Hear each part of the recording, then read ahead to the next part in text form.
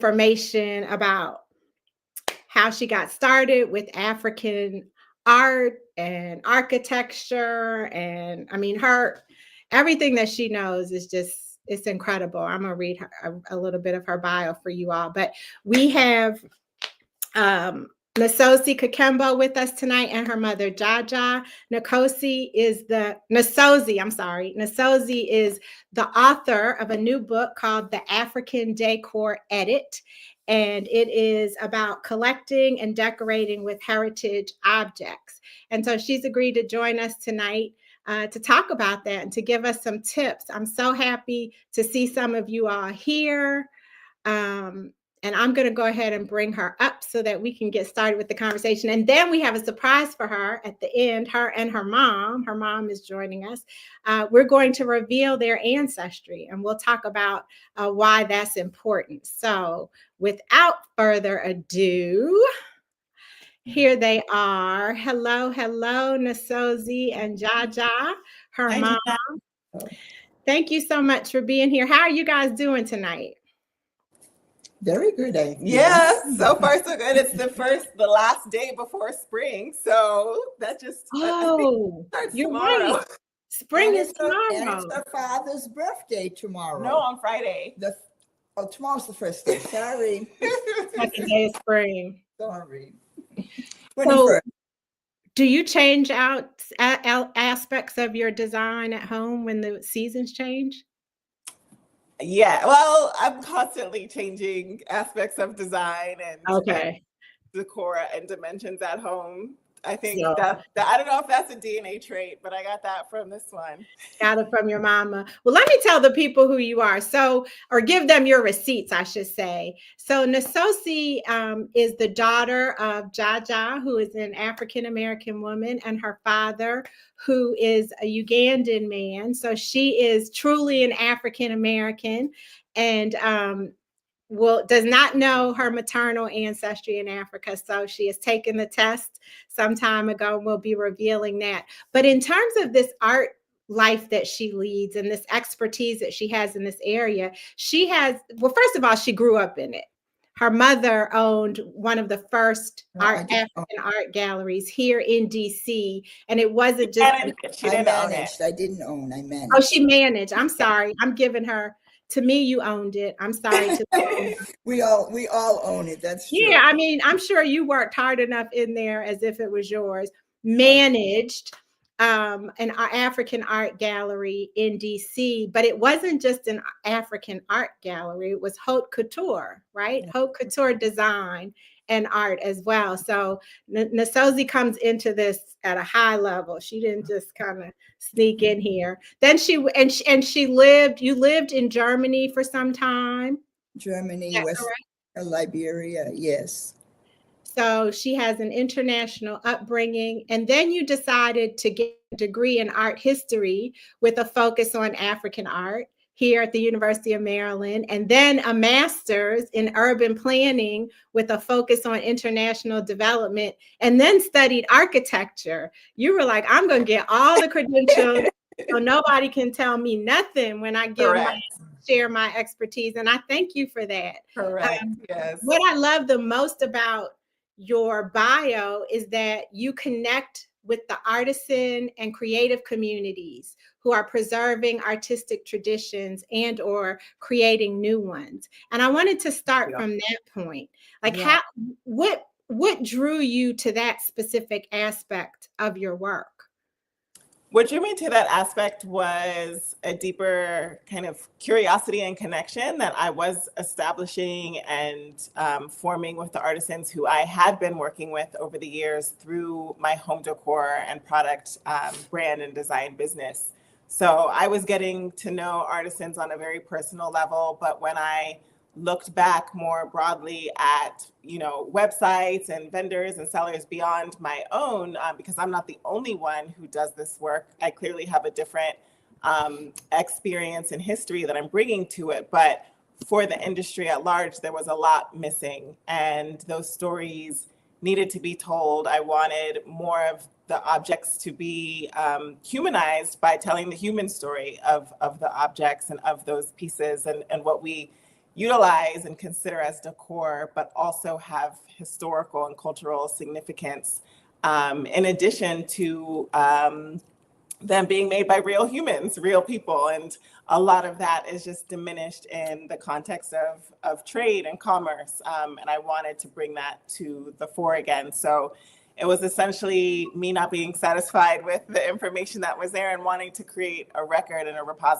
repository for us, as times change and trends change and modes change. So we, in 100 years, somebody will have this book and can say, these people existed, these stories existed, these objects existed, and hopefully do still exist. The book is gorgeous. I hope it comes up correctly. The African Decor Edit. And I like the approach that you took, Ms. Ozzie. Honestly, when I just was ordering it, shout out to mahoganybooks.com. Oh, good. Local bookstore. Yep. Yep. When I was ordering it, I thought it was just going to be this beautiful coffee table book of different layouts of people's homes and bedrooms and kitchens. And, I thought I was going to get a few ideas about, I can just copy that. Exactly. I can copy what they did. But that's not what you did. I mean, you did towards the end, you gave us that. But you really went in product by I don't know that I would even say product, but you went in like component by component. Mm-hmm. You talk about furniture, you talk about textiles, you talk about what else do you talk about? Baskets, like weaving, all of that. And you do it from the perspective of different countries. So we've got the Congo in here. We've got Cameroon. Of course, we have Uganda. It's just like Morocco, Cote d'Ivoire. Like you've gone from north to west to south to east. You covered Africa. How in the world did you decide which countries to use and which elements, that's the word, which elements to focus on? So for one thing, from a very high level, I wanted to dispel and kind of contradict this notion of like Northern Africa and Sub-Saharan Africa, this very like false polarization that doesn't mean anything to African people. And it doesn't mean anything outside of this Western European mindset of imposing a categorization onto Africa. North Africans are Africans just as much as Southern Africans and East and West and Central. And so I wanted to really collect a sample from across the continent to the extent that I was able to logistically and financially, because of course that those were constraints. If I could do every single corner of the continent, I absolutely would have loved to do, but I at least wanted to have each major geographic region represented. So that was where I started. And then from there, I drilled down and just kind of took a survey around my home and my parents' home in terms of what I grew up around, what I grew up with, what are the most common or best sellers on my website, what are the pieces that are often in these, shiny kind of magazines that we see but don't have the full story behind. And so that was the next layer through which I determined what objects I was going to showcase and really dive into. And within that too, wanted to highlight some countries that are often not spoken about, some histories and cultures that are just kind of left, they're not the top 5. We always hear about Morocco and Ghana and South Africa and but less so about Cameroon. We don't hear much about Cameroon, and we only hear. I got so excited when I saw Cameroon. I was like, "Wait a minute! I've been there, and I have one of those." Amazing. And I've seen that. Yeah. So that's how I determined and defined which objects I was going to showcase and which stories I was going to tell and which artisans. And then some of the people I already knew. I'd been working with them for years, especially those in Uganda. So it was simply, me just picking up the phone or texting them WhatsApp, sending a WhatsApp message that I was working on this project, and I would be coming back to work with them for that. And the other thing I love is that you just mentioned it, you tell the stories of the artisans. Yeah. And that's so important. You go into places, even when you go into a gallery or you see somebody who's wearing something beautiful, or you go into someone's home, there's often that question, well, where is this from? And what does it mean? And what is the story? And for you to take it to the next level with the actual people who produced it, I think was brilliant. Thank you. Thank you. Yeah, that for me is part of what had been missing. And it's really the people who tell the stories of they are the stewards. They are part of, that object is part of them, and they are part of the object because it is their history. It is their culture. It is their past, present, and future. So they're the ones who I can learn from. It's not just, us purchasing. It's not this necessarily a transaction, but I also genuinely want to know even how in my design work and my, my business component, where the challenges are for them as creators so that I can leverage, my experience or my position in the US to really be an actual partner in preserving these practices. Have you ever met Anika at Nubian Human? I met her through my mom. Okay. Yeah, because her work at Nubian Human is really about getting to know the designers and the creators of the items that she purchases across the continent, and making sure that she represents them. And like you have ethical sourcing and this social responsibility from an entrepreneurship level. So that's good to know that we have here in the DC area several artists and curators who are taking responsibility for making sure that we document the history and give credit to the people who deserve it. Exactly. Yeah. Your book made me want to travel too. I was like, we travel. So at African Ancestry, we have African Ancestry family reunions. And for those of you for whom this is your first time of being made aware of African Ancestry, we are the pioneers of genetic ancestry tracing for Black people around the world. So basically, we use DNA to reconnect Black people to Africa.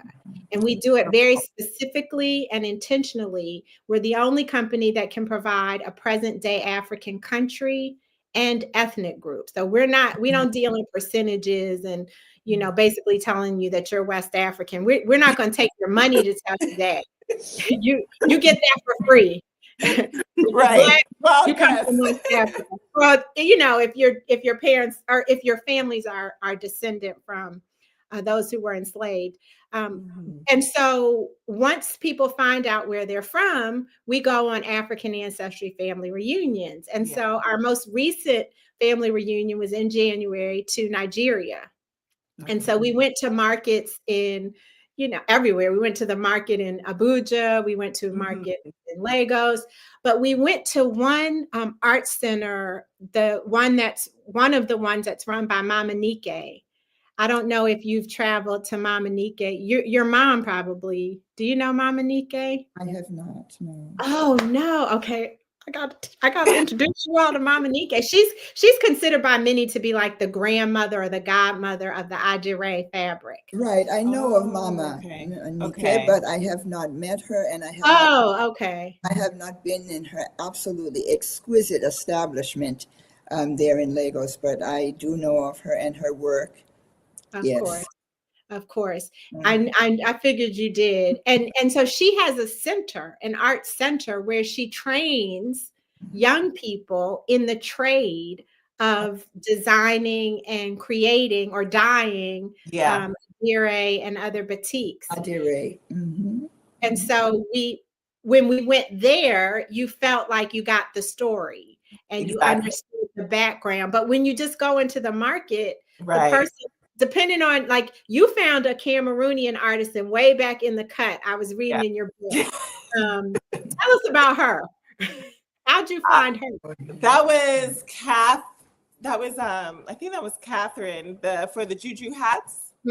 How did we find her? Word of mouth. We drove, I think there were 2 interviews in that region, in the western region of the Western Grasslands region of Cameroon, which is actually not far from the border with Nigeria. It's about 40 kilometers, 40 to 60 kilometers from the border with Nigeria. And basically we asked around.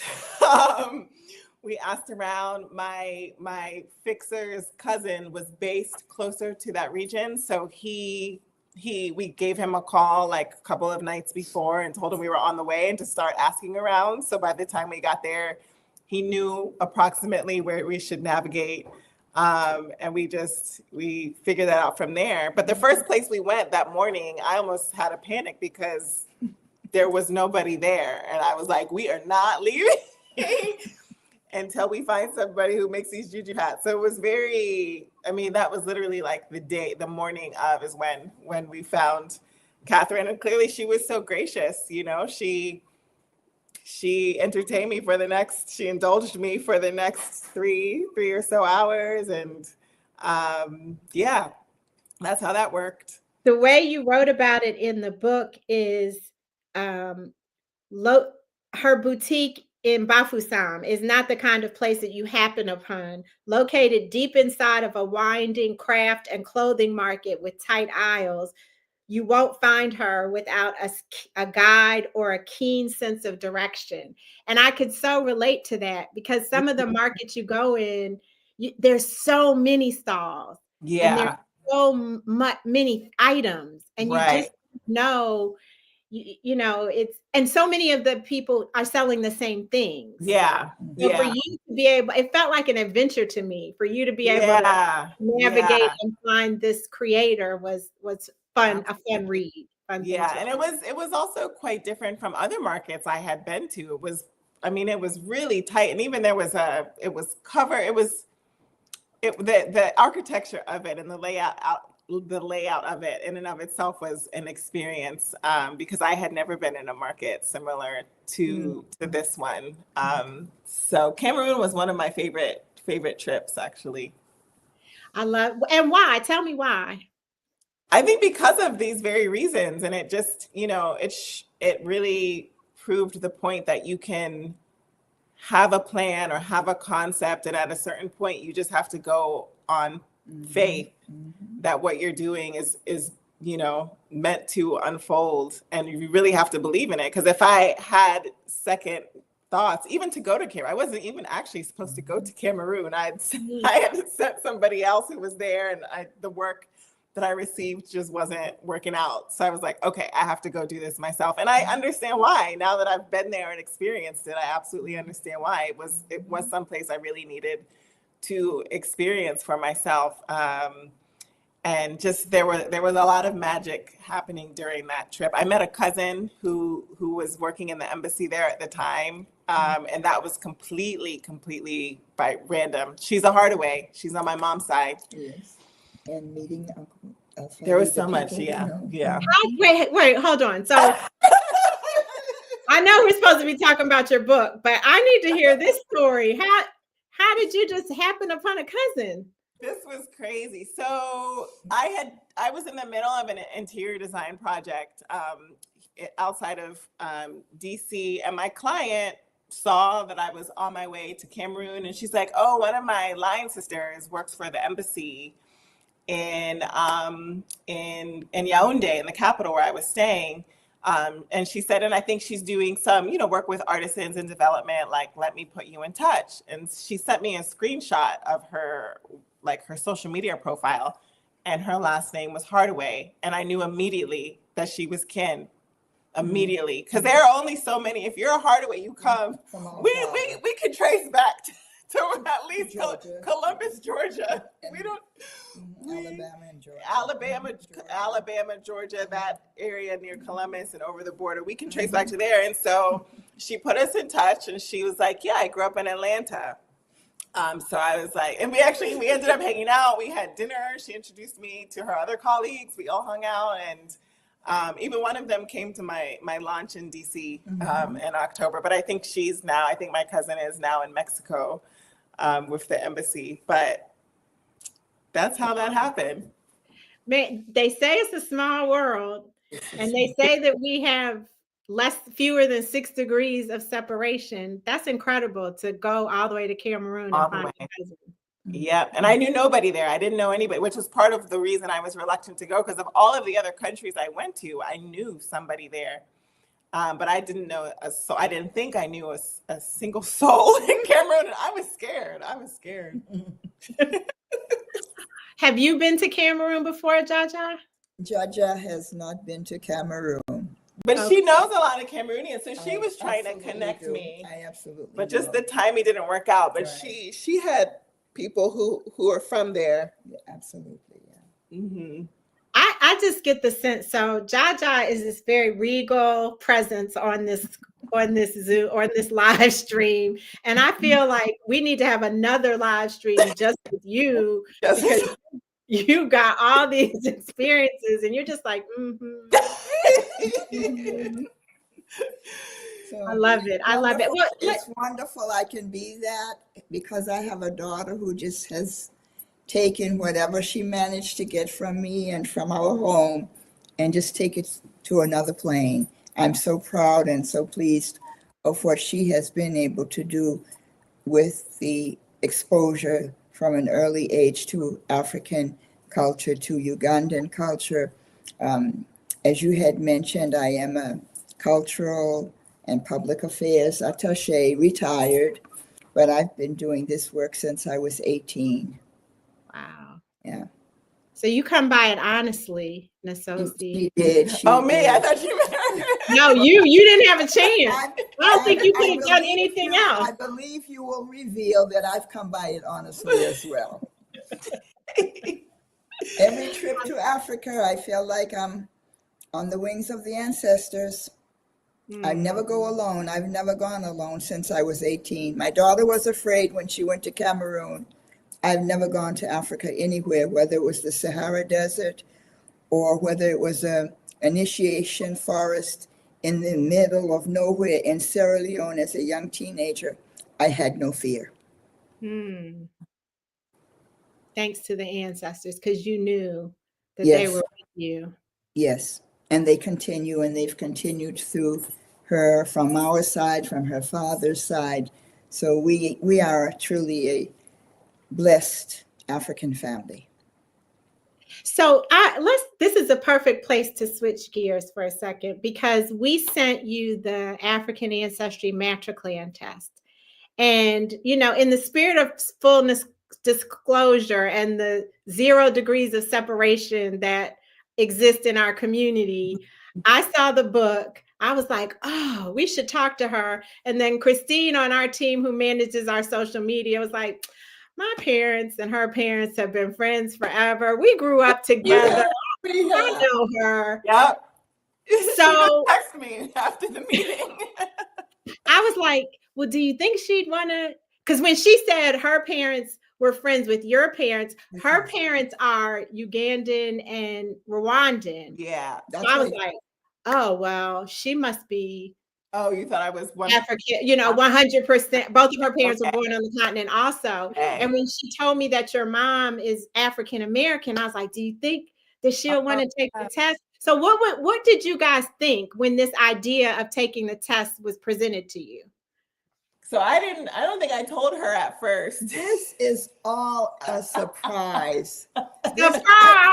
I am so anxious to know the outcome of all of this. I don't know how any of it happened, but I do know when African Ancestry was first made public in Washington, D.C., at least 30 plus years ago, I attended an event at Howard University. And the founders of the African Ancestry had been speaking about it then, way before all of this other Ancestry.com and all the others got out there. You were there. I didn't pay her to say that, y'all. Thank you. You were there. So I try to tell people, Jaja. I try to tell them. You were there. African Ancestry was all I knew. It came to investigating where people of African descent came from on the continent. So the test that we sent you, Nasozi, is a matrilineal test, and the matrilineal test takes DNA that you've inherited only from your mother. Now, we've just been talking about you. Do you have any siblings? I have two brothers. Okay. So you and your brothers inherited from Jaja. This mitochondrial DNA from Jaja. It didn't mix with any of the Ugandan DNA. Okay. Just a little bit from Jaja.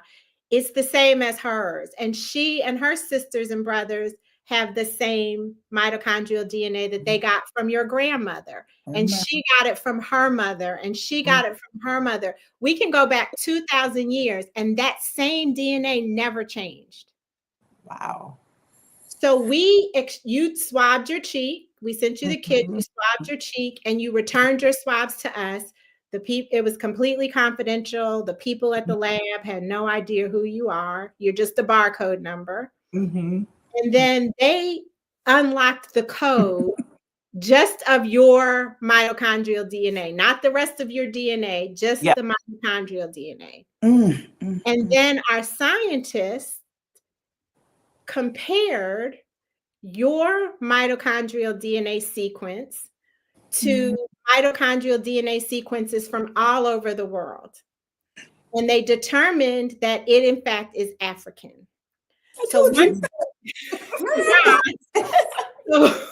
once they determined that it was African, they then went into our proprietary African lineage database, which is the largest database of African DNA in this industry. So we have over 33,000 African DNA samples from 35 countries, about 400 ethnic groups, but all of West and Central Africa is heavily represented in our database because that's where we were before the slave trade, most of us, right? Yeah. The other companies, they have about 4,000 African samples. We have 30. So it really becomes a numbers game at some point. You know, do you want your DNA to be compared to 4,000 Africans or 33,000 Africans? 33,000. Good answer. Good answer. So we did that, and we found matches for you among people in a country that you were scared to visit. Cameroon. We found your mitochondrial DNA among people living in Cameroon today. Wow. My friends are going to be so happy when I tell them. They were already claiming me. By the time I left, I was Cameroonian, like one way or another. That's what happens. That's what happens. And then we don't just stop at Cameroon because we have all of these ethnic groups in our database.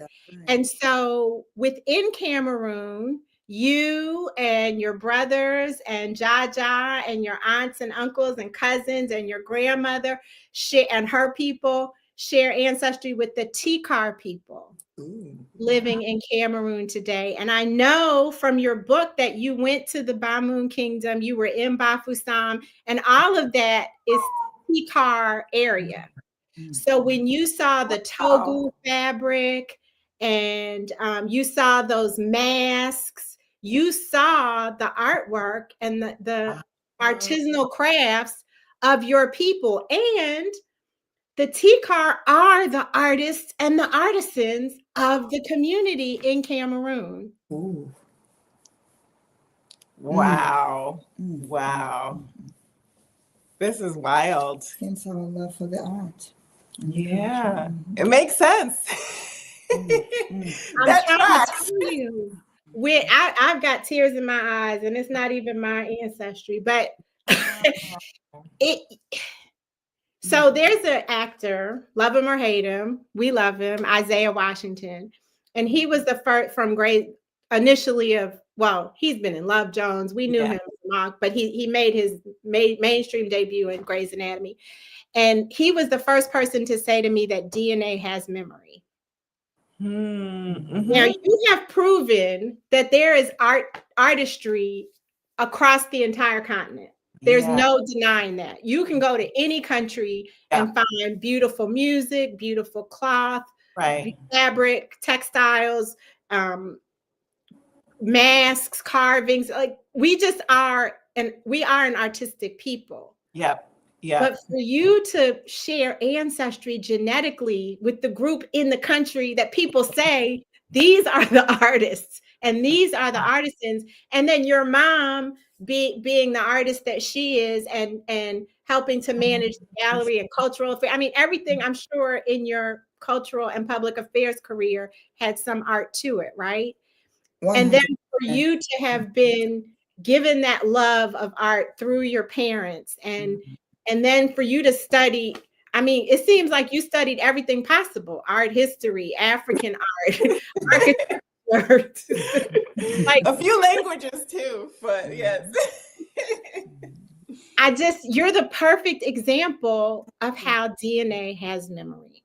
Absolutely. That's beautiful and a really full circle moment for me, and would explain why I felt the way that I felt in Cameroon, because I mean, I could write a whole book just on that experience alone. Like the cousin element was one element, but I mean, my mom was whispering at one point because she also wanted me to mention that the random Airbnb that I selected and stayed in, the owner had she was based in France at the time, and a Cameroonian woman based in France, and she had shared some picture on WhatsApp of her status, and in the photo was and my uncle, and this was one of the designers who my mom worked closely with in the 90s as a haute couture artist, Alfadi, haute couture fashion designer, Alfadi, who is the pioneer in African haute couture in Africa and then beyond. President of the African Association for High Fashion Design, yes. So he was in the picture that she posted, and as soon as I saw him in the picture, I said, she knows my mom. So I messaged her and I was like, that's my Uncle Alfadi. You must know my mom, Jacqueline. And then she said, Jacqueline from FEMA? And I was like, yes. And then from that, we actually were messaging the other day. We've kept in touch. She's between Yaoundé and just on the outskirts of Paris is where she's based. So once, and I think I had put that together even before I met my cousin.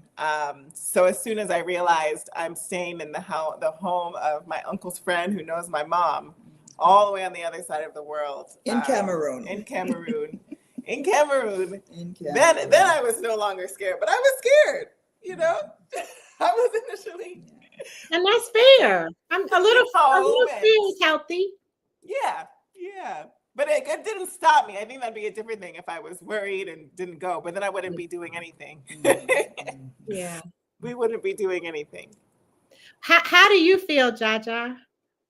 I'm hearing this information. I'm overwhelmed. I really am. This is amazing. This is amazing. As someone who has been a resident and a student and a contributor and a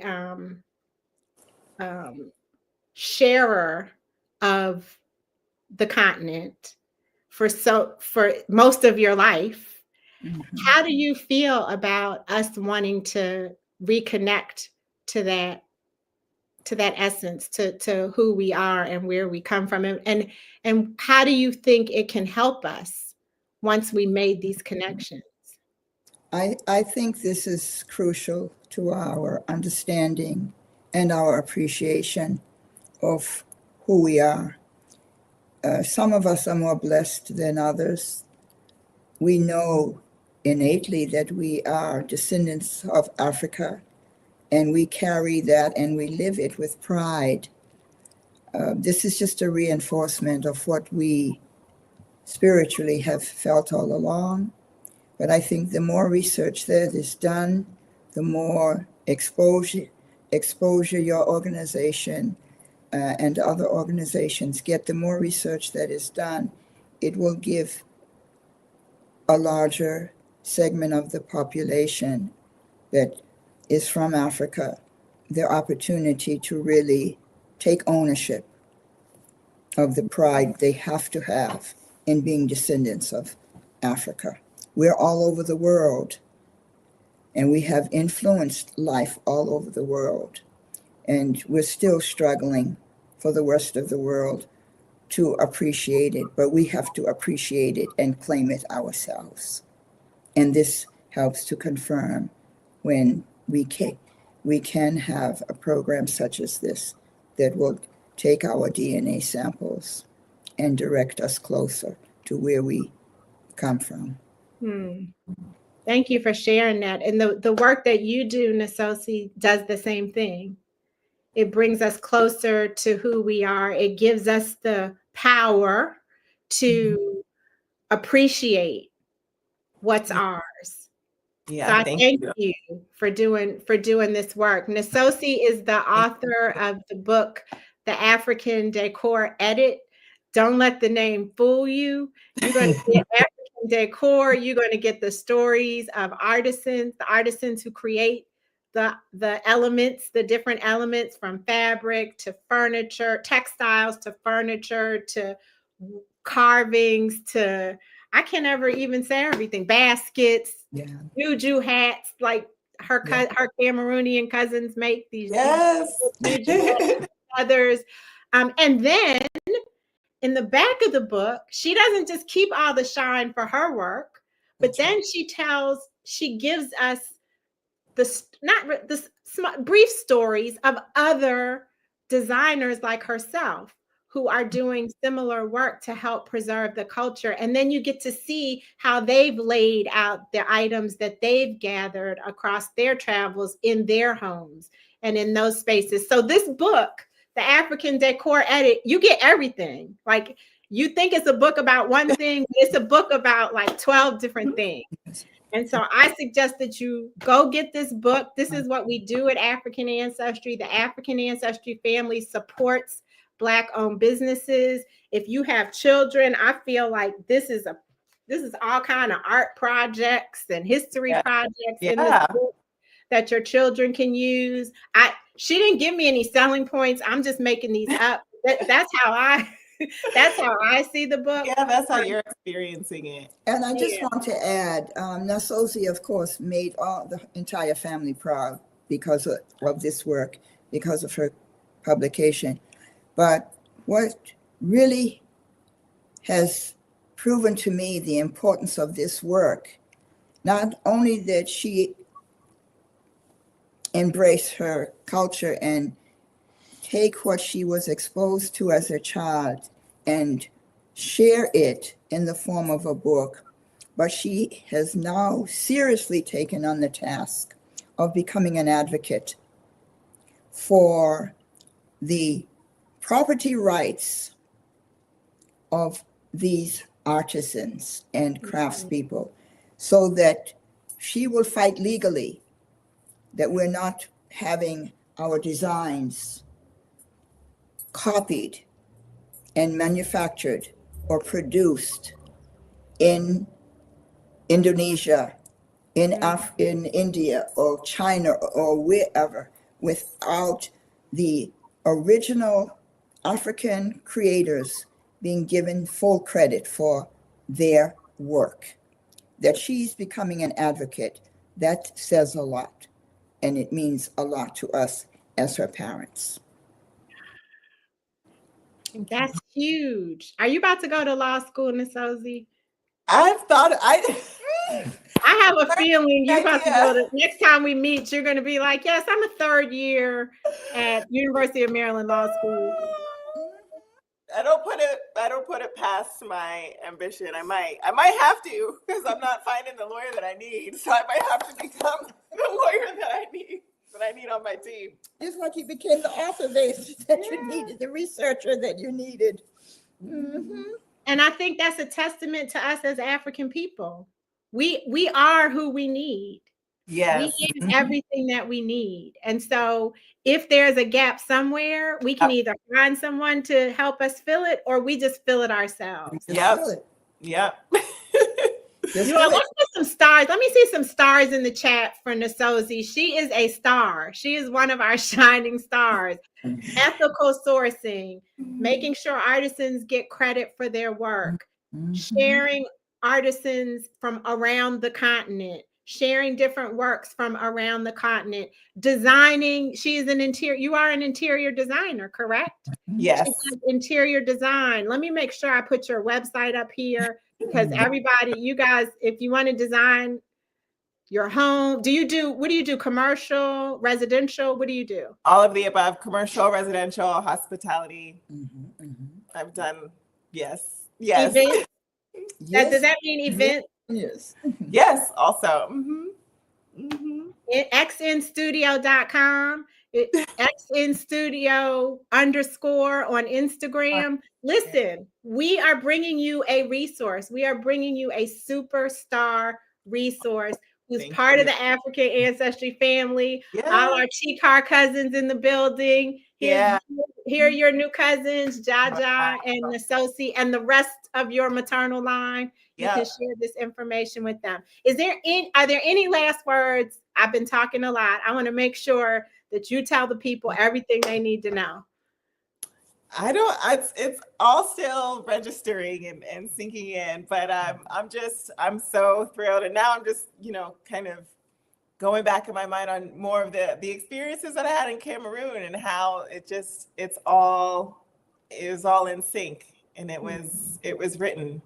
And I think that's beautiful. And it's more affirmation and confirmation for me that I'm doing what I'm supposed to be doing, and I'm where I'm supposed to be. So thank you for sharing this with us. Thank you. Ashe. And so it is. We have a hidden secret in Colombia. The African Art Museum of Maryland. I serve as a member of their board of directors. That's the African Art Museum of Maryland. We're the first African museum in Maryland dedicated solely to African objects. So when I go into the museum next week, I'll make sure to go straight to our Cameroonian exhibit, the African Art Museum of Maryland. Yes. Okay, also in the back of the book in the acknowledgments, because I did do some of my research there as well. Okay, I'm just making sure I show this correctly. The African Art Museum of Maryland in Columbia, Maryland. That's correct. Now we got to go check that out. I love it. I love it. This is what, thanks to both of you Jaja, thank you for how you nurtured and raised Nsozi. Nsozi, thank you for listening to your mother and following in her footsteps, and for all of your ambition and drive and your willingness to face fear and go get what it is you think we need to have, and also for defending the artisans on the continent to make sure that they are given their just due, and for trusting African ancestry with this very important part of your family's history and legacy. Thank you for your work and your platform that you've provided for us to share this and become part of the family. So thank you. Thank you so much. And the next time you use the word Jaja, it is Luganda for grandparent, for the elders. So I even learned some language today. I was supposed to let them go 15 minutes ago, y'all. So we're going to end here. Please make sure that you go get the African Decor edit. Get it from a local bookseller, a Black-owned bookseller. Shout out to mahoganybooks.com. We're buying Black these days. And so here's your chance to support African artisans and a Cameroonian American. They call y'all Camericans, by the way. American interior designer and an African American owned bookstore. Oh, I love it. I love it. Let me do this. Let me solo this. Oh, those are the hats. That's Carolyn. Yeah, that's my Cameroonian auntie now, officially. Way back in the cut in a stall. You're going to have to draw me a map or send me her WhatsApp for the next time. I don't know where I was. that we go to Cameroon. Everybody, thank you so much for joining us. Thank you for your comments. The African Ancestry family is in the building. Until we meet again, may you be happy, may you be healthy, and may you be whole. Have a very good evening, everyone. Take care. Thank you for coming. Thank you.